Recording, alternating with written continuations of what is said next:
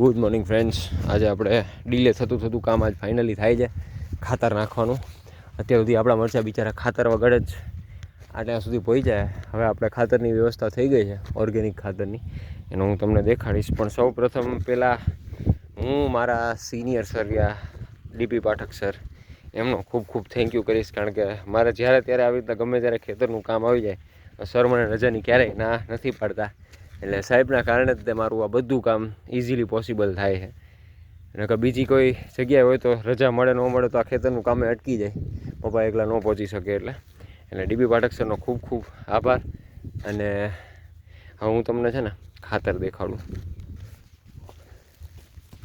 આ 100% ઓર્ગેનિક ખાતર છે, ગાયના છાણમાંથી ને એવી રીતના બનેલું.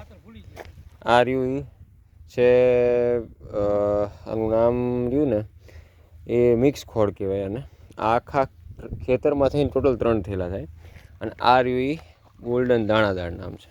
આ ઉપર આપવાનું, પણ જનરલી આપણે ઉપર પાયામાં ન આપવાનું, આપણે આને પાયામાં જ આપવાના છે. એની આરે આ રહ્યા આખા ખેતરમાં 9 થેલા જશે. આ આમનું કામ બહુ જ સરસ છે. અને કોઈ પણ ખેડૂતોને જો ખાતર લેવું હોય તો જસદણ આમની બ્રાન્ચ છે, આર્યમાન નામ છે કંપનીનું, આર્યમાન ગીર ગૌશાળા જસદણ. બહુ જ સરસ ખાતર આવે. આ મિક્સ કોડ 50 કિલોનો થેલો આવે, અને આર્યુ 40 કિલોનો. આ આપણે જે લોકો યુરિયા ડીએપી નાખતો હોય દાણાના ફોર્મમાં આવે, એટલે તમે ઉપરથી ઘા કરીને આપી શકો અને પાયામાંય આપી શકાય.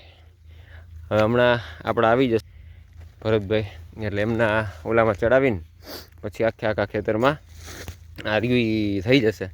પાયામાં 2 અપાઈ જશે અને લગભગ આજે કે કાલે પાળા બંધાઈ જશે.